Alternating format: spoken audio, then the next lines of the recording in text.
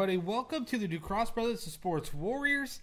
I'm Tristan Ducross. Along my side, as always, my brother, my partner in crime, the one and only Sean Ducross. As you can clearly see, backed by popular demand, we have chosen to figure out how to do it from our own home for the time being. Just because we've been asked, where are we? Well, we're right here, and we're back. We're giving this a test, so hopefully everything is working correctly. If my brother can hit this. Go live, Sean.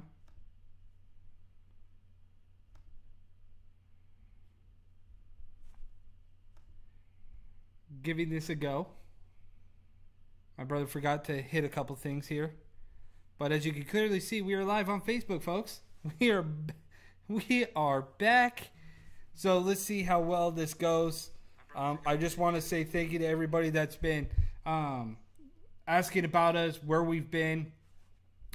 We've been on hiatus just because we've been trying to figure out, it's the holiday season, so we've been shopping, giving back to our family, and doing a whole bunch of stuff like that.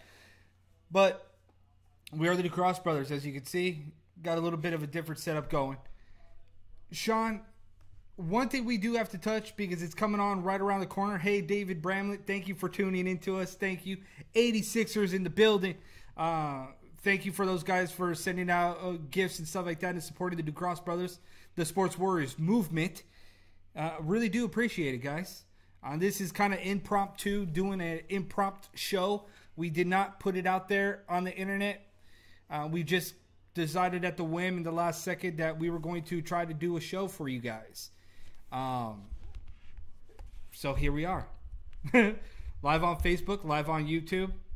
But Sean, IE Fight Night, January 19th. Let's you want to talk about that first, or do you want to talk about the issue that's going on with Dominick Cruz? Let's talk about Dominick Cruz right now, because we talked about a little while ago that Dominick Cruz should probably retire. That why is he still trying to compete? I mean, he sounds good on the mic. He's very intelligent. And when he speaks to the public, when he's calling a fight, at this point in time, just stick to what you are comfortable with doing, knowing that you're not going to get hurt from throwing a punch. Man, how do you overcome an obstacle like this, where again you get an injury again, man? And this injury is like a ACL tear for the shoulder, which is absolutely brutal when you think about it, because an ACL injury is a year layoff, period. Unless you get some good doctors and some good medication, you could come back relatively real quick. But in the time frame, man, you're looking at now this guy being out and done with till 2020, man. Yeah, and he was saying that when he threw a punch in training, he just felt his shoulder just completely tear. Something popped. It became one of those things like he knew something was wrong in that moment. And it's funny because when I talk about injury, I'm holding my own shoulder like I felt it. But he said that he felt 75% of the tendon tear in his shoulder, and in which that the tendon that he tore is viewed as the ACL of the shoulder. So if it's the ACL of the shoulder joint area that he tore about 75% off, good luck trying to come back. The thing that puzzled me was that when you injured yourself, don't you view it as something that, okay, you know what, you should probably go down and figure out what happened? Because Dominick Cruz's shoulder that got injured, that tore, basically was as it was the same shoulder injury that he hurt going into the camp against Jimmy Rivera last December when he broke his arm. And he then, in that moment, he said, you know what, I am not going to go in for surgery. He never went into surgery. He waited and waited to see if it was going to heal on its own. And then when it came time to fight John Lineker, he's like, okay, I'll go do surgery. Wait, what? Okay, I'll go do surgery. And then now we're in this situation.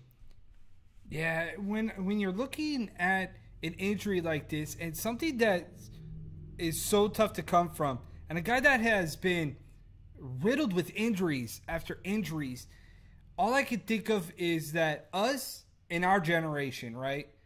We could talk to our kids, we could talk to families, and we can explain to them about how great Dominick Cruz was, right? Yeah, his legacy was very good. But how do you, as a kid growing up, follow suit and just be like, well, all I know about him is that he's injury prone. So it's now becomes, what is his legacy? Because with us, we could chalk it up. This guy's one of the greatest bantamweights to ever lace up the gloves. Yeah. But beyond that, man, where do you go? What's next? How do you? And he has said over time that this has become him. And I listened to an interview and it was gut wrenching because you could hear the reflection in his voice where he starts kind of not knowingly saying something, but his voice and the way that he was saying something completely different. And I almost thought at points when he was talking that he was almost in tears. And he said that he could cry. You would cry. When you've been a guy that have been around the block for as long as he has, trying to accomplish as much as he has, you would cry too. It takes a big man to own up that, you know what, I feel like I have it in me to cry. And at this moment, it's like, you just got to bear with it. You have to be able to go with the momentum. You have to be able to say, hey, you know what? What's left? You have to be real with yourself. When is Dominick Cruz going to be real with himself? When is Dominick Cruz going to say enough is enough and I can't do this anymore? How much more surgeries do you want to get? You're not a professional wrestler, right? You're not fighting in WWE, Impact Wrestling, Lucha Underground. You're not fighting in those. So why is it that you're continuously going through like multiple knee surgeries, multiple arm surgeries? At some point, you sit back with your family and say, I did it. I gave this sport everything I can give. There's nothing left for me to give. You're a world champ. You're a great commentator. Why bring your body through this? You're 20 away from ever stepping inside the cage. Now, man, the bright side, though, is that it saves his head. It saves it. Yeah. Saves your mind. But I don't know. This Dominick Cruz, this got me all sorts of weird emotions going on that I think that he needs to walk away. Part of me thinks that 2020, give it another go. If it falls apart, it falls apart. And then you tap out on that. But you're talking about trying to give it all you can and move forward. And you've got Vitor Belfor at 41 thinking, hey. Oh, my God, right? Guess what? I'll come back. Wait, why are we doing this? Oh, because he saw Tito Ortiz and Chuck Liddell throw down at the Golden Boy promotion. So does he want to go sign with Golden Boy? Does he want to go over across the bow and see if he can get a legacy fight? Man, all those guys, all those fans, all those people that say, I'm not going to pay for a Legends division in Bellator. Y'all were there poking at Golden Boy Promotions. Well, here's another one. Vitor Belfor at 41 wants to come out of retirement because he believes that his mind is finally right, his body is finally healthy, and he can go one more time. Can you? Can you really? Chuck Liddell couldn't.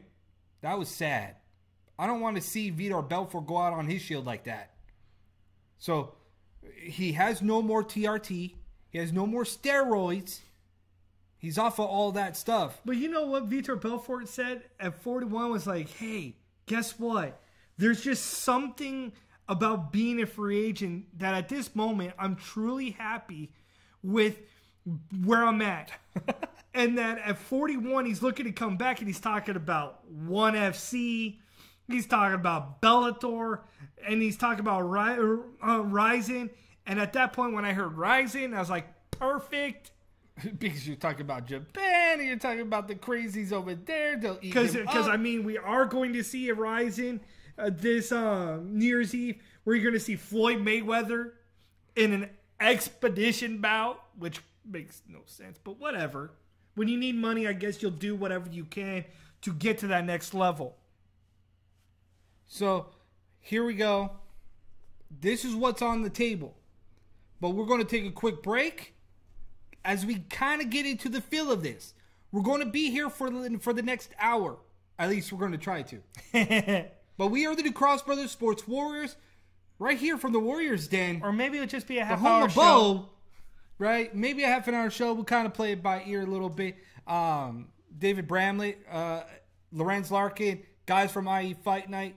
We got you guys covered coming up here in the next minute or so. So stay tuned for that. IE Fight Night in Denver. It's going down January 19th. Man, if you're in the Ontario, IE Inland Empire area, you guys gotta get tickets because some of these fights, and we're gonna have them for you right here on the Sports Warriors. We'll be right back. All right, so Fight Book MMA. You want all the latest news and the happenings in the MMA world, then you have to check out fightbookmma.com and also their Facebook fan page, Fight Book MMA. This season, everybody's been talking about it. We have them. The DuCross Brothers has them. It's the MMA bobbleheads. The only ones that you should have. And the newest one is the man himself, the wanted man, the cowboy, Donald Cerrone. So go to MMAbobblehead.com and get your new and your latest bobblehead, the cowboy, Donald Cerrone.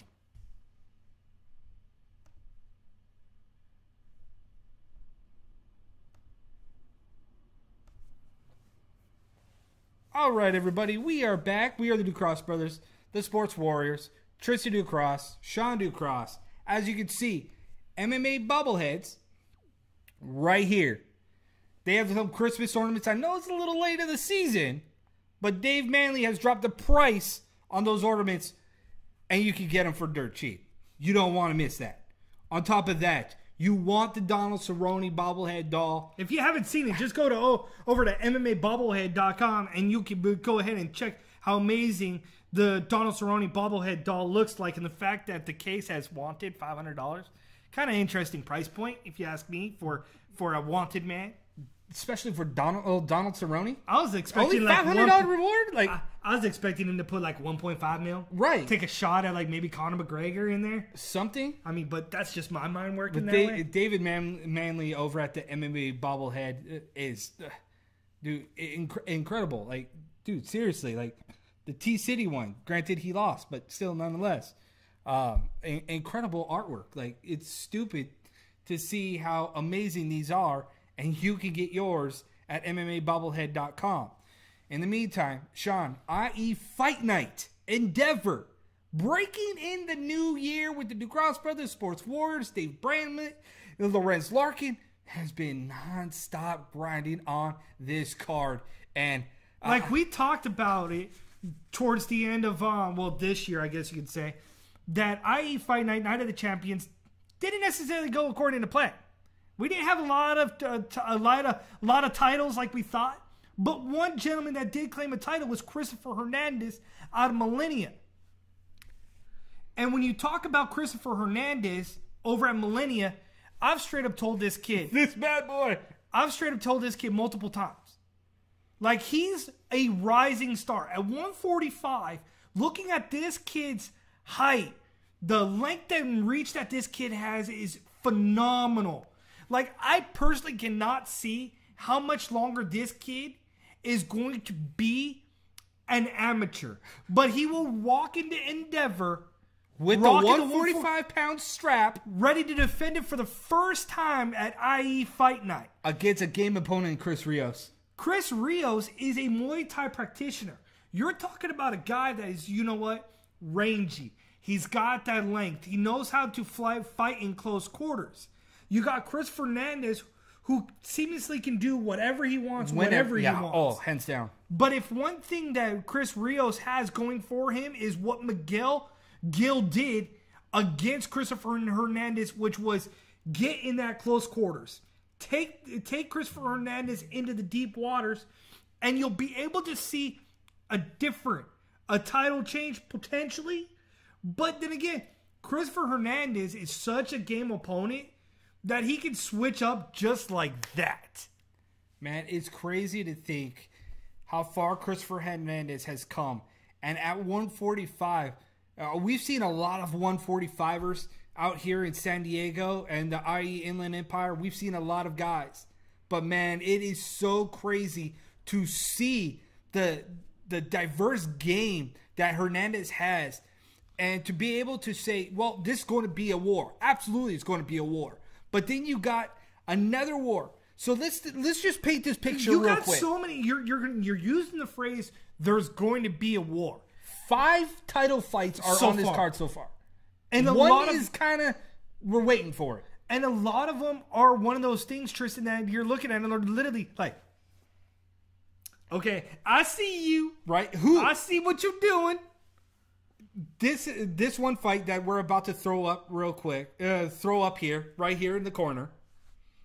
I thought right now that I was like, oh my God, David Brantley is done for this one. He got Miguel Gil and Caden White. But if anybody was at the last IE fight night, would understand that why Miguel Gil got this fight. Yeah, because of his fight of taking a last minute fight above his weight class, undersized by like 5 feet, and took the fight to Christopher Hernandez.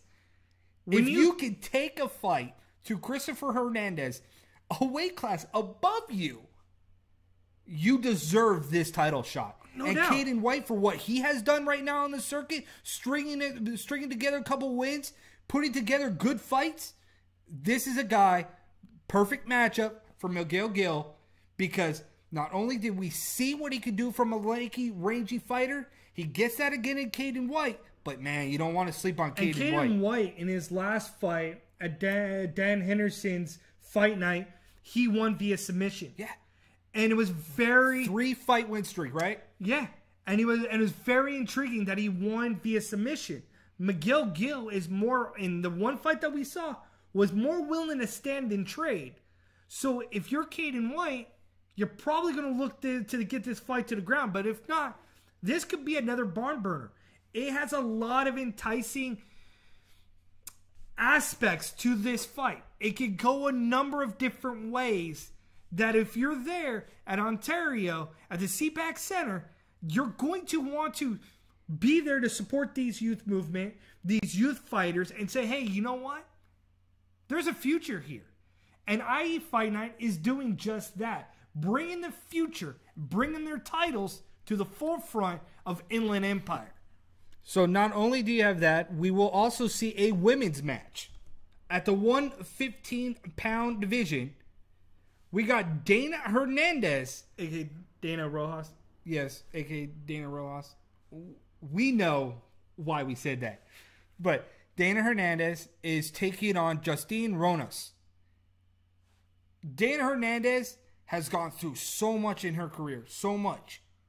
To get to where she's at now, won her last one on a grind-out victory, gets a title shot because she was the one that stood up and is always accountable for everything she does because of stepping inside that because cage. Of Bobby Sanchez and Team Threshold over there. They're always game opponents. Shout out to Threshold MMA, doing big things out there.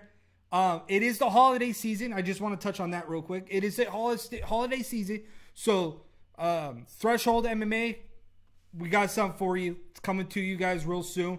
We'll be out there to hand deliver it to you guys. So hopefully we'll be able to get a video and show that because I think that he'll really like it. Just because everything that they've gone through. Again, we always said that we're here for the amateur fighters. And if we could ever give back to the amateur circuit, we would always do it. We want to create a little pot to give to fighters because we know how hard it is to cut weight, to get diets, to get meal plans, to get ready and fresh and fight.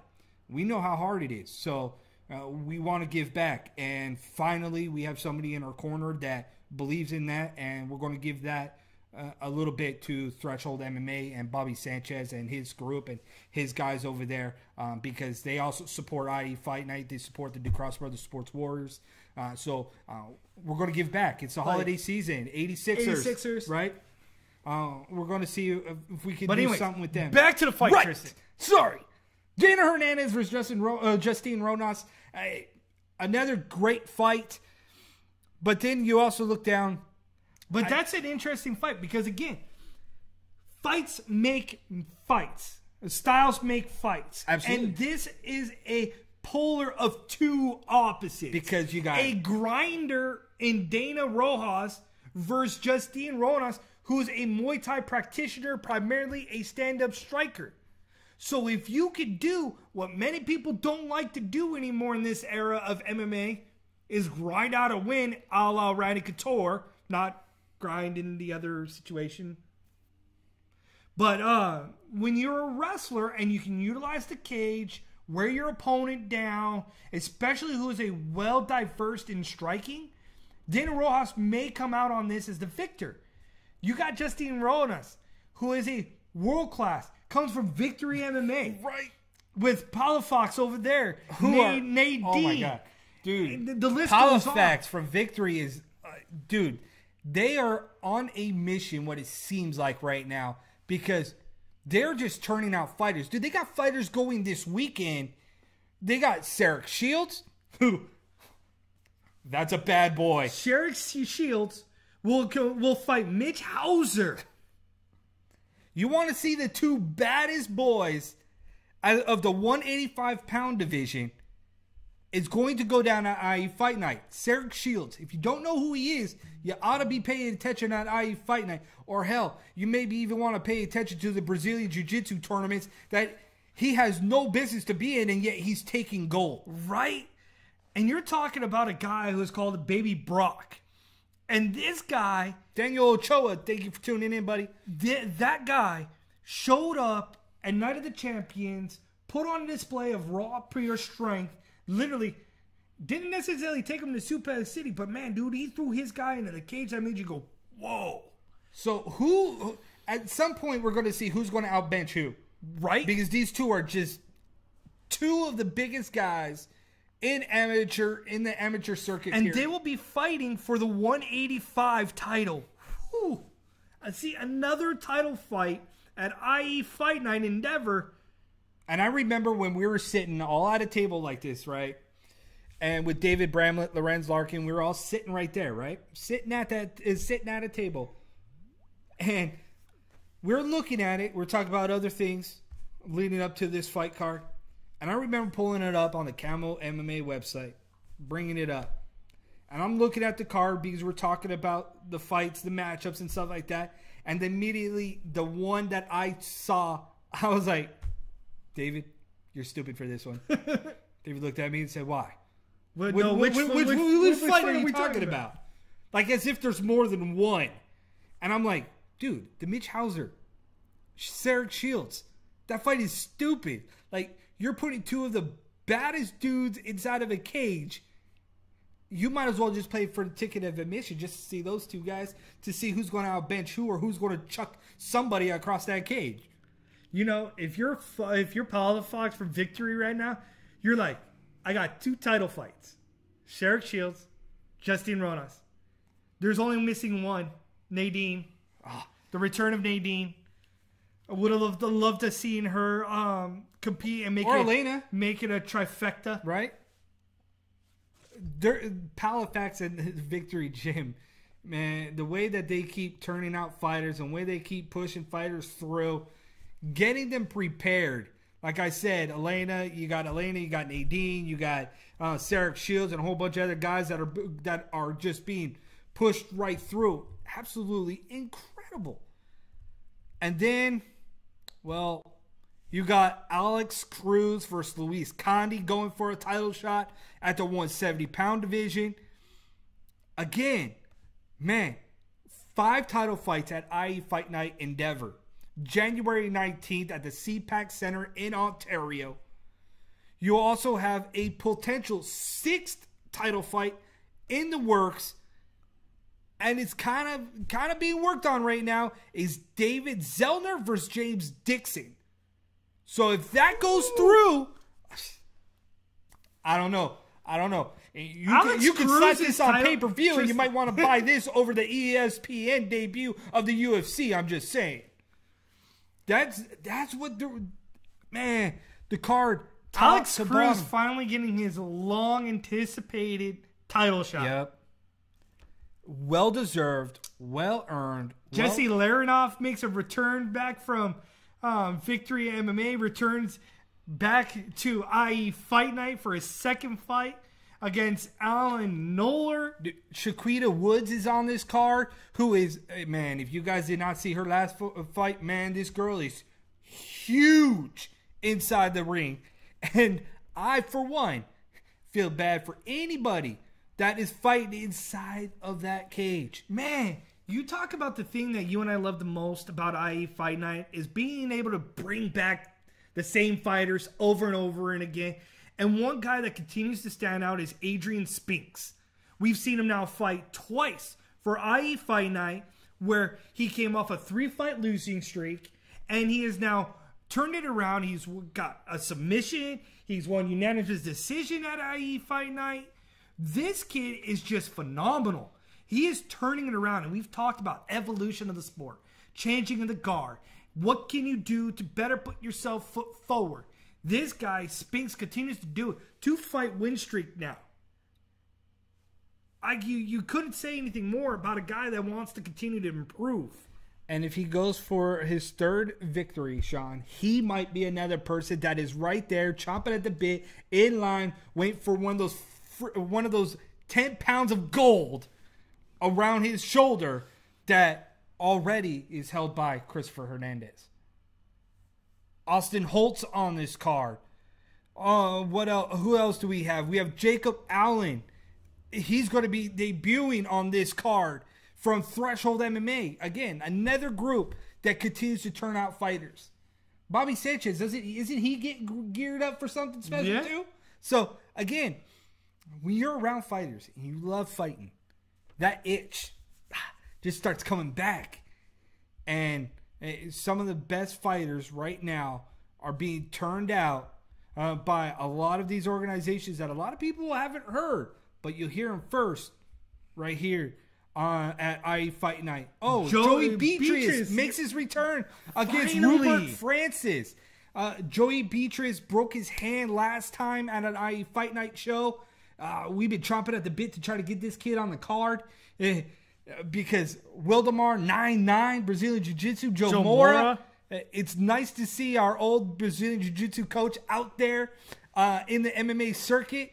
And, man, I kind of want to see if he has any more guys to come out besides Joey Beatrice. Because that guy's a bad dude.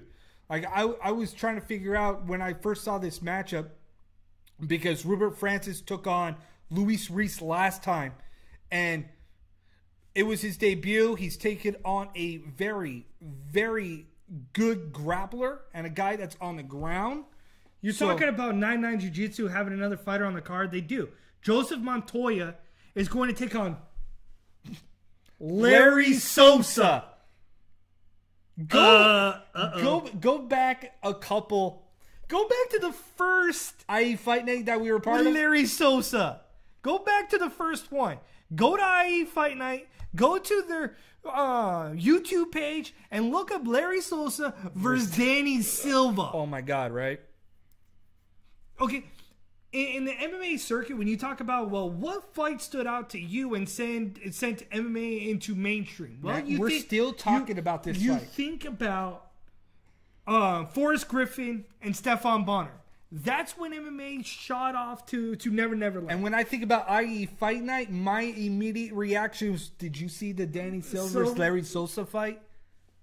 Like, that's the caliber of fights that you're going to get every single time, night in, night out, at IE Fight Night. And January 19th, it will be no different. Come January 19th, IE Fight Night, 5 title fights going down in the IE with David Bramlett, Lorenz Larkin at the helm. Your boys will be there. The Ducross Brothers Sports Warriors, just like we do all the time. But, man, Fight Night. I was talking to David Bramlett the other day. I was like, dude, you guys are, I don't know what you guys are doing right now, but this card, if you don't know, now you know. Head over to camomma.org and you could see this card right there. And it's right in front of you. ridiculousness in its glory. Right in its glory. January 19th, CPAC Center, Ontario, California. Stay tuned to our Facebook fan page and IE Fight Night fan page. And we will start plugging fighters for their tickets. And you guys can reach out to them and support the up-and-coming fighters. Also, some of the fighters, Sarek Shields, Mitch Hauser, Daniel Ochoa, if you know some, I know that you're chilling out and watching us right now. If you know some fighters, dude, let them know that they could come on the Sports Warriors, and that's on the IE Fight Night Threshold MMA, dude. You guys know you guys are welcome. Let's get some of these love to some of these fighters that are going to be on IE Fight Night, and let's flip the script and tear the house down come January 19th, breaking the new year with some new fights and some new fresh faces, right? Absolutely. So we're going to go ahead and just call it an early show. Yeah, it was fun to be back. You guys just got to ease back into it a little bit. It does feel a little bit weird, but happy holidays to everybody that's tuning in right now that is watching the Ducross Brothers Sports Warriors. I'm Tristan Ducross. This is my brother Sean Ducross. See, right down there. Yeah, right here. Look at this. Look at this. Oh, look at this. It's right here. Right? This? Yes. That's who we are. So we might bring it back another show. Before the end of the year. Right? Just because, like I said, we have a lot of personal stuff that's going on right now that is not allowing us to get to our old studio right now. But in the meantime, we're going to try to give you guys another platform to keep the tabs on us. So we may pop in, we may pop out. And it may be a short show, it may be a long show. Who knows which way we go. But other than that, 'tis the season to be jolly. Fa la la la la. Ready to Fight fans, you guys have a Merry Christmas and a Happy New Year. We'll catch you throughout the whole entire month into the new year. Keep all the news in the hard-hitting facts. Want to give a shout out to, real quick before we go out, Steve Orozco, Smash Global 8 went down this past weekend from all accounts. Dude, Jordan Winitsky won a title. It was a stellar event. Yeah, Jordan Winitsky went there apparently on short notice. Knocked the guy's head off, claimed the Smash Global title, honoraries in Dolph Lundgren, Hulk, Lou Ferrigno, who was the other one? I'm drawing a blank. Boxer, Sugar Shea Mosley. From everything that I've seen, brother, good show, great job over there. Again, it looked beautiful from the video footage that we've been able to see. So again, bravo to Smash Global, Steve Orozco. You guys keep doing your special style of MMA for the fight fans out there in LA. Breathing some life into mixed martial arts is what Smash Global and Steve Orozco's doing. So, yes, much love to him and his group that turned out for that. In the meantime, we're the Ducross Brothers, the Sports Warriors. Check us out on Facebook. Sean and Tristan Ducross, you can go ahead and add us. You can search right here. This is our name. This is how you spell it. So you can show up, show out, whatever you want to do. We're the Ducross Brothers. Until next time, peace out.